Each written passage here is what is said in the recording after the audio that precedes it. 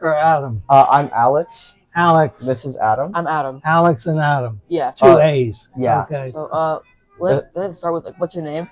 Harry Cohen. Nice to meet you. Nice to meet you. Yeah. And nice to meet you. Nice to meet you as well. How long would you say you've lived in Needham? I have lived here for 3.5 years. Yeah. How's that been so far?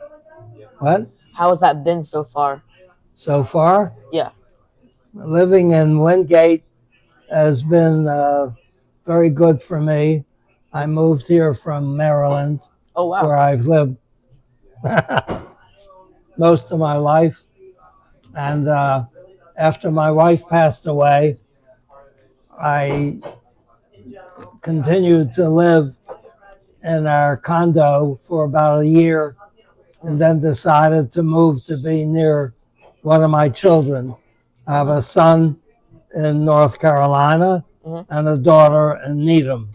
So I decided to move to Needham to be close to my daughter. Yeah. Yeah. And in the last 3 years, how would you say your Needham is as a community?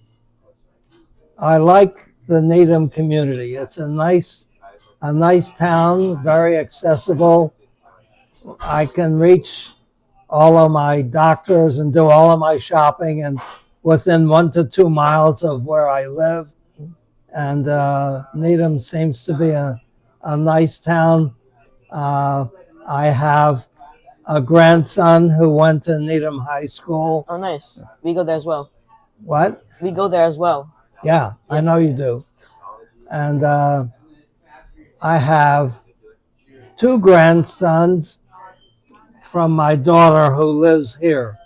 The older one, David, lives in California, and the younger one, Michael, lives in Reading.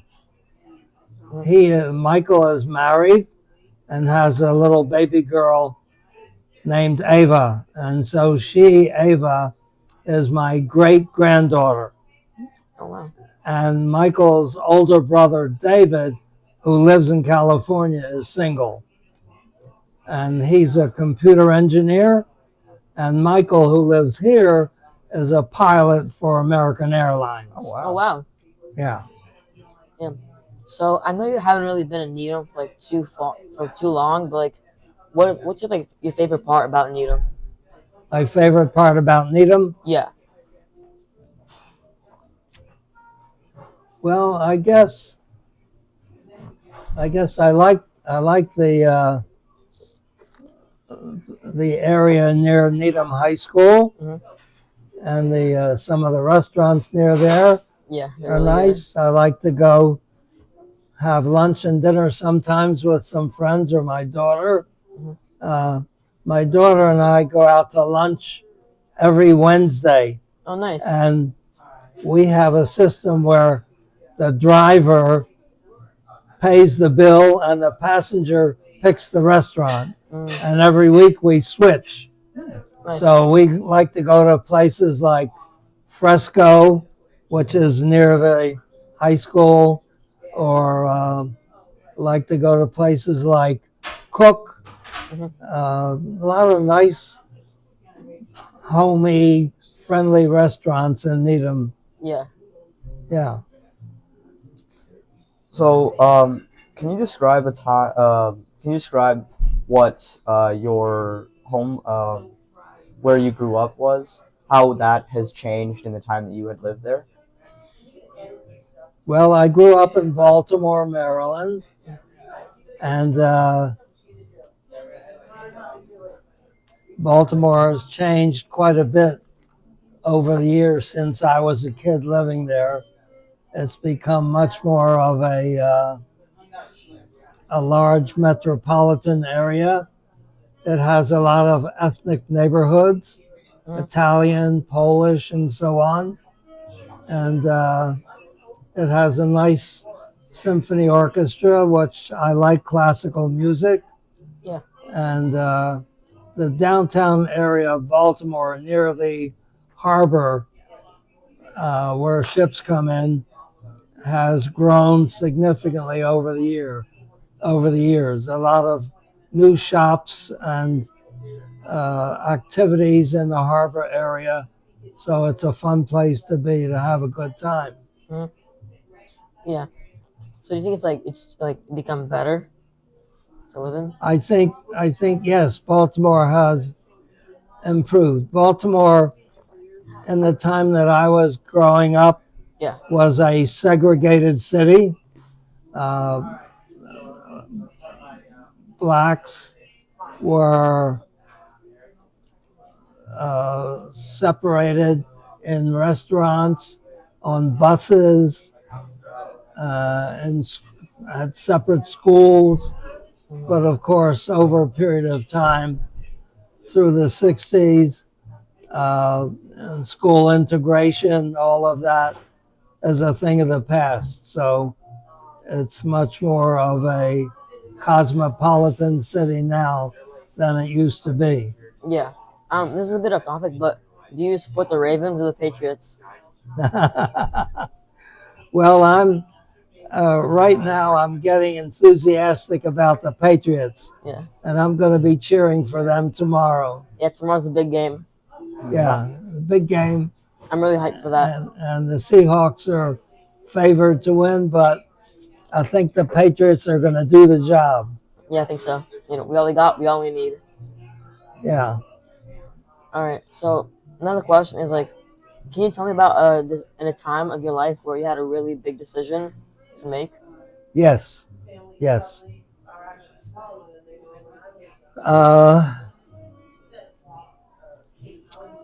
when I was growing up in Baltimore, when I was about age 14, I would say, my cousin invited me to join a club that he was a member of.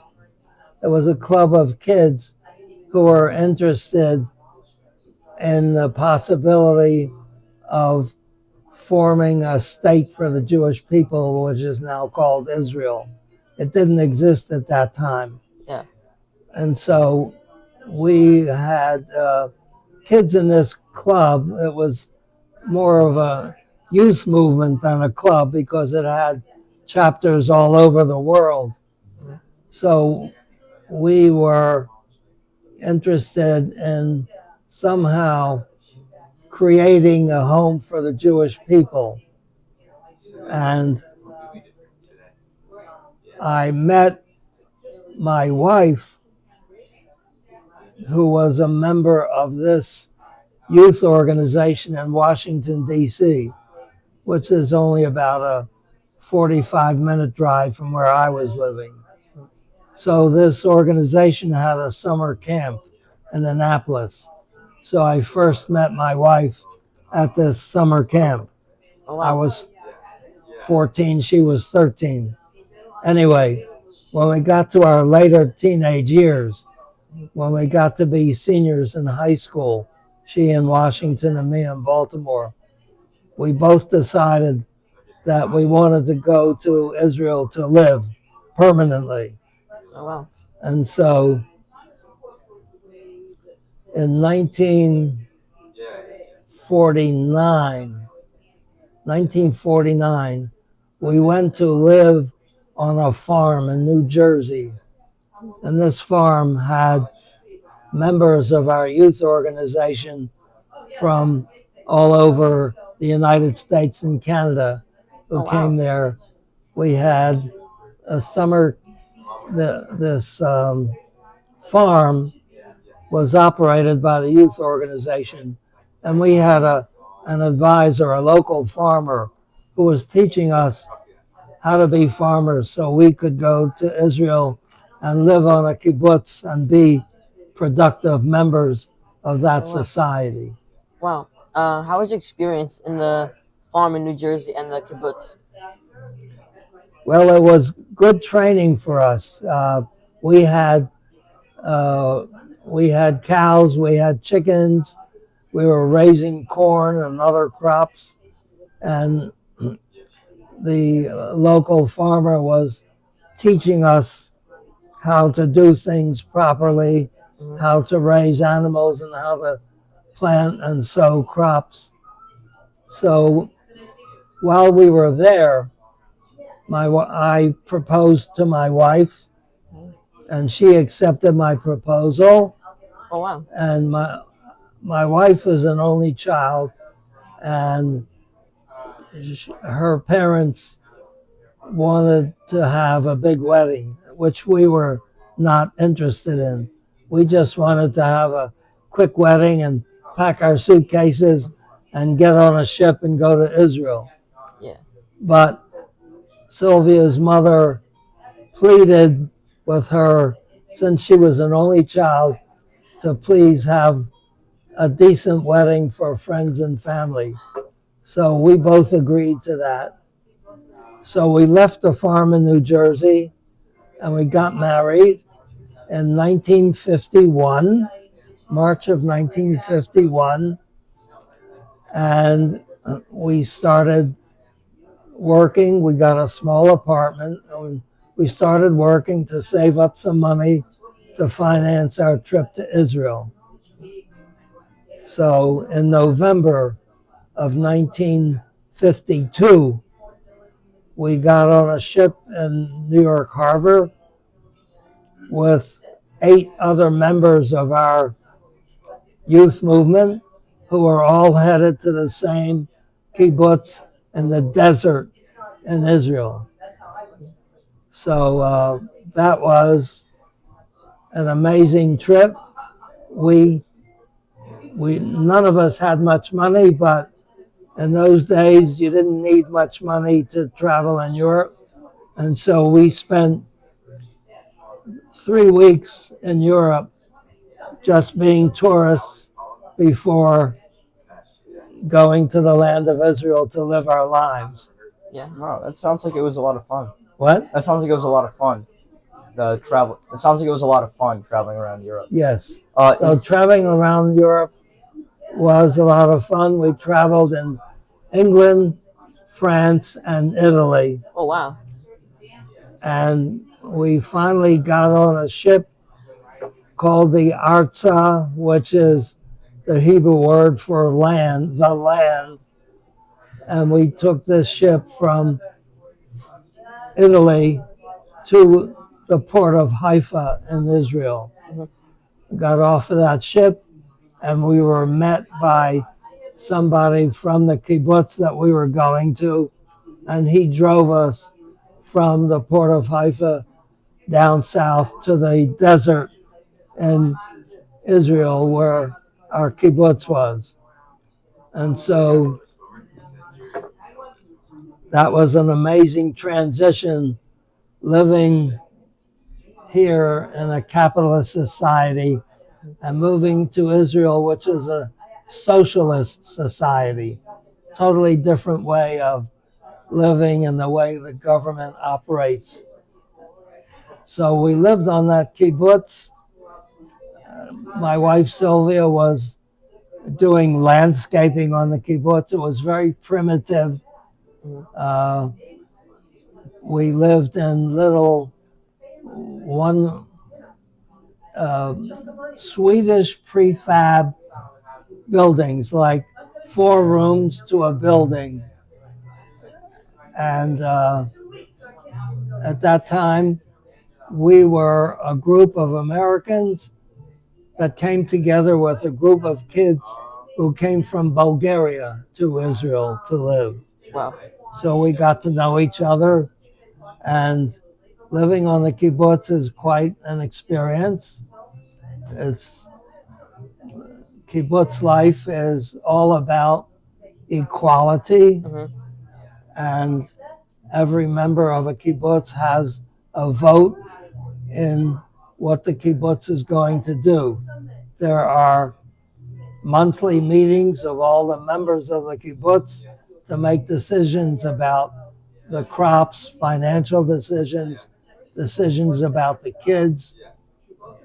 Babies in those days were housed in a separate housing from their parents and taken care of by mothers from the kibbutz who were trained as child caregivers. Yeah. And so that way, when a couple had a baby, the baby was taken care of during the day so that the mother and father could go to work in the field or in the kitchen or wherever they were assigned to work. Yeah. We did that until Sylvia got pregnant. Mhm. And after she was pregnant, we decided that we would prefer to live in the city.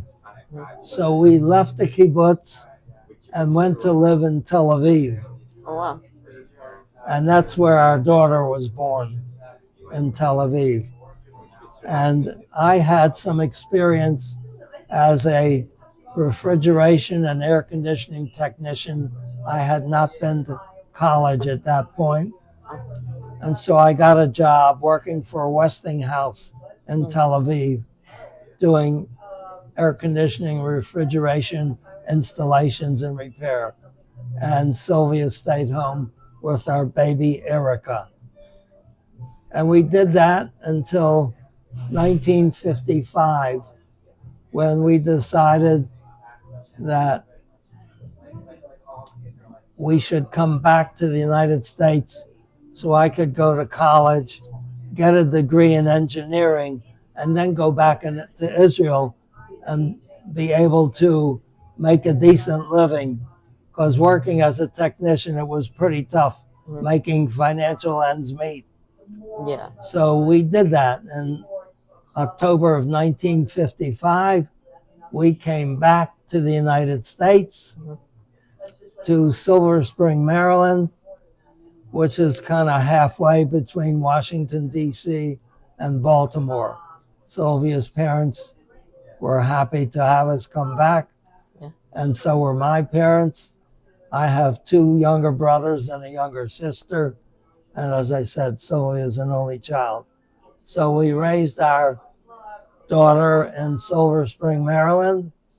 I went to school to study engineering, and we had two more children, another son and then another son. So we had a daughter and two sons. Oh wow.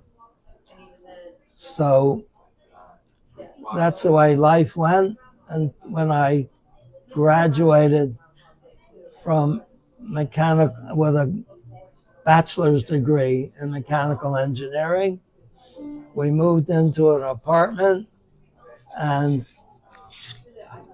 I went to work for a air conditioning company, and then I got a job with the government, with the Navy, doing research in a laboratory called the Naval Ordnance Laboratory, with my degree in engineering, and I was happy working there.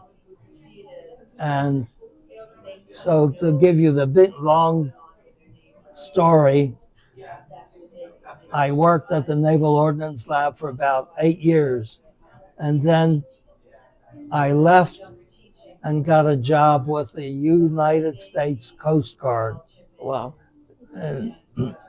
dealing with navigation systems, visual and electronic navigation systems. And I worked there for another 8 years. And I finished up my career with the government working for the Consumer Product Safety Commission, dealing with the safety of household products like chainsaws, toasters, microwave ovens, stuff like that. So I finished my working career with the government in 1986. Oh wow. And then I retired from the government, and I was only 56 years old at the time. So I decided to get a job, and I wound up working for a company in advertising.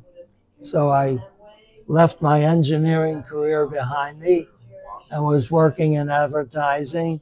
Our children were growing up, and our daughter got married, and our middle child, Michael, got married.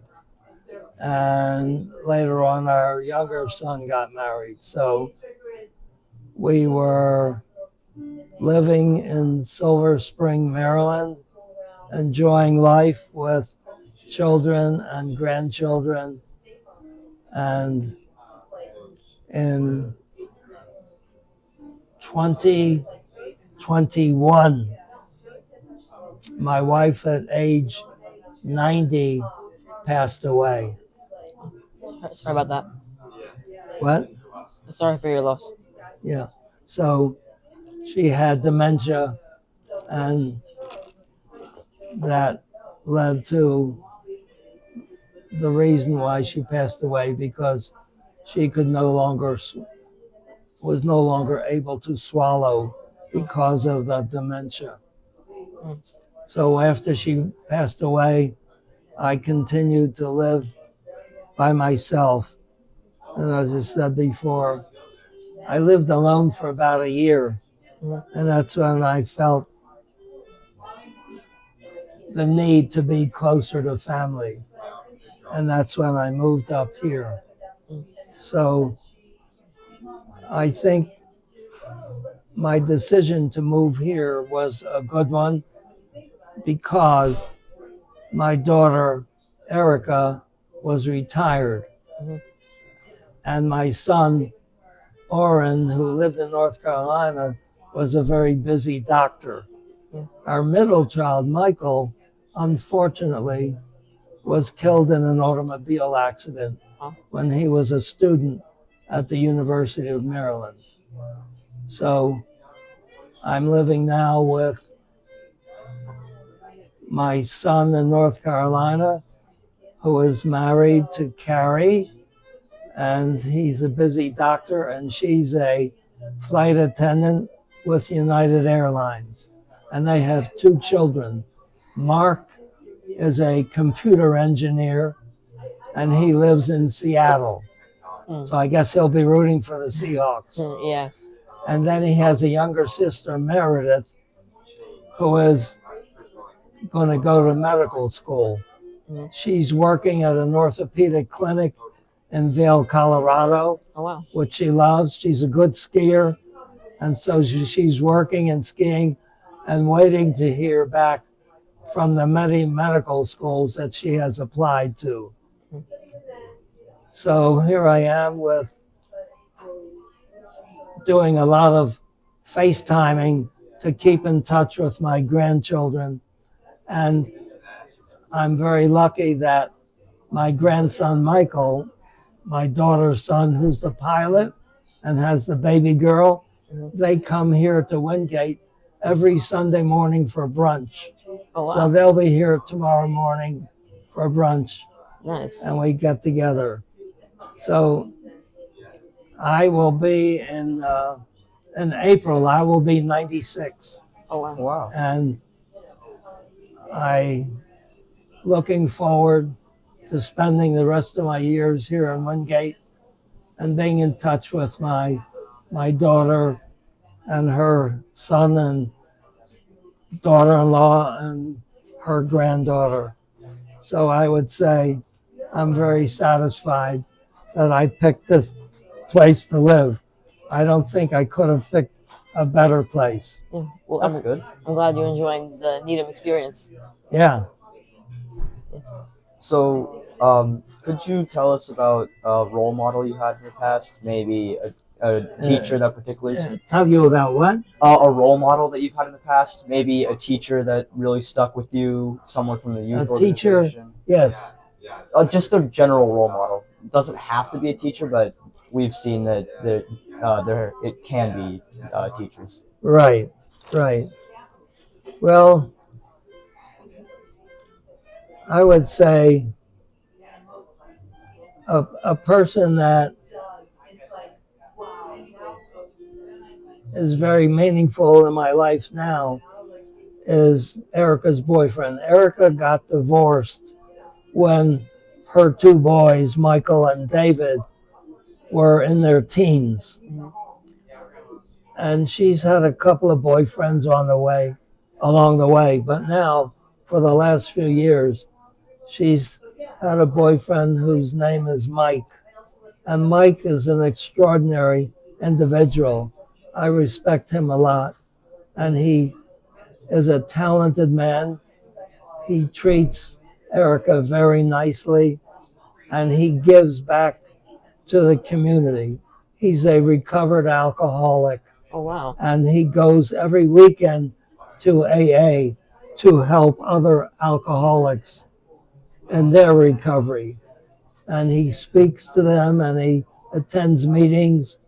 He is a professional writer. He writes for commercial real estate, writes articles about apartment buildings and shopping centers for the people that are promoting those commercial enterprises, writes articles for local newspapers and so on. Oh wow. So Good for he's him. a pretty busy guy.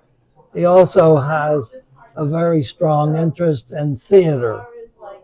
He goes to the theater 2 or 3 times a week and he writes reviews.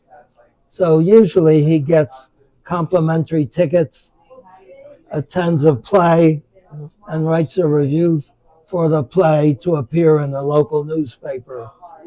And Mike and Erica come to my apartment every Monday night and we watch the news together.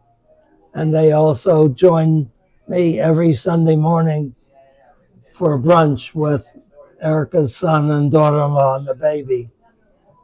So Mike is an extraordinary individual. I respect him and he's a shining light for me. Wow. He seems like a very respectable man. Yes.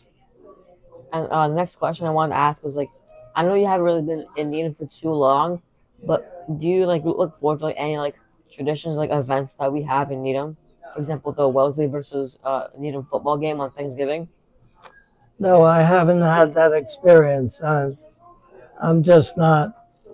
I'm not plugged into that part of Needham society. Oh, okay. That makes sense. Yeah. It's only been 3 years. Yeah. Yeah, that's why I was a little bit skeptical to ask. Say that again. That's why I was a little skeptical to ask about if you like enjoyed any traditions and stuff. Yeah. Well, I'm not sure I understood your question. Oh, I wanted to ask like, so do you look forward to any like traditions or like events that are hosted in Needham? Events in Needham? Yeah. Like what? Give me an example. The annual Needham Wellesley football game, for example. It's hosted. Well, I know I have been to a few Needham events. Like there's every spring there's a flower show and and there's an art show in the library. Yeah. I've been to that a couple of times, but and sometimes I go to the senior center in Needham, and that seems a nice place to be. But as far as Needham events, I don't I don't participate very much in that. Oh, okay. So, do you think that the modern technological shifts with the advent of artificial intelligence reflect the shifts that you've seen in the past, maybe with the introduction of the internet or portable computers? Yeah. Well, I like to try to keep up with technology. I do have Chat GPT on my phone, and I do use AI on occasion. Although my grandson, who's a computer engineer in Seattle, has warned me to be careful about using AI Yeah. and not to reveal personal information to AI. So I try to use AI in a way where I get information without revealing anything about myself. Yeah. And so I find it useful just in general um, to get information about medical things or just things that in the world that I want to know about. Um, so I do use internet and iPhone messaging on a regular basis. Um, and we have a new system here in Wingate called Cubigo, Cubigo. It's a closed network for people who live here in Wingate, and it's interactive.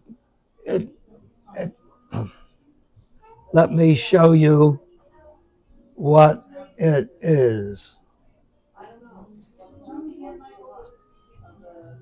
So this is Cubigo, and you see information, programs, committees, transportation, dining. So it's a useful thing for us to communicate with each other and with the staff. Yeah. And so the menus of dinner in the dining room appear here, so you can know in advance what you're going to be offered for dinner, and all the activities are listed here, and then contact information for all the residents and all the staff. So that's a handy thing to use. So I I think I'm not an expert in technology, but I think I'm happy to have it and use it to my own benefit. Yeah. Did you feel the same way when the internet came to be? Feel the same way Did with you feel the same way about the internet when it came to be as compared You mean to when it when first came when it out? first came out? Yeah. I didn't know what to make of it. It was, it was strange. I didn't use it when it first came out, although I had an Apple laptop pretty early on, and I it took me a while to understand the value of the internet and how it could be useful to me. But yeah, it didn't take me too long to appreciate that it's a good tool. All right. And I have one last question. We wanted to know what's like your definition of being successful. My definition of being successful. Yeah.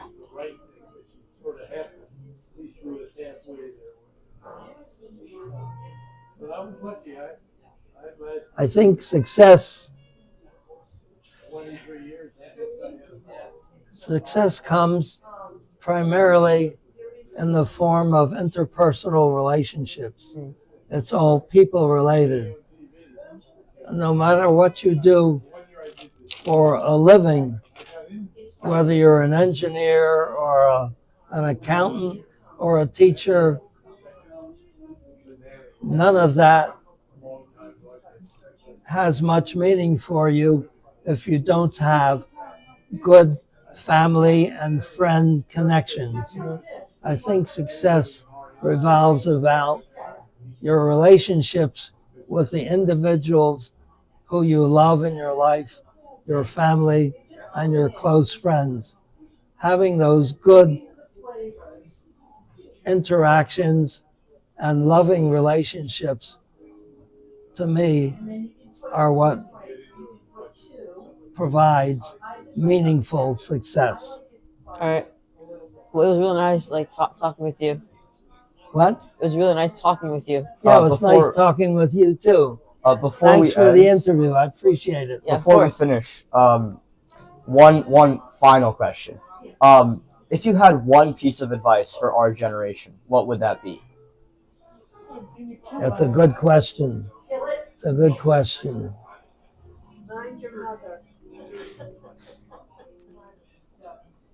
I would say, first and foremost, like I have said before, the most important thing in your life is not the internet and not AI and not cars and not airplanes, not things. People, people, people. That's, I think, the most important thing. All right. Well, thank you very much. Yeah. Okay. Thank you for taking the time to Thank do you. this.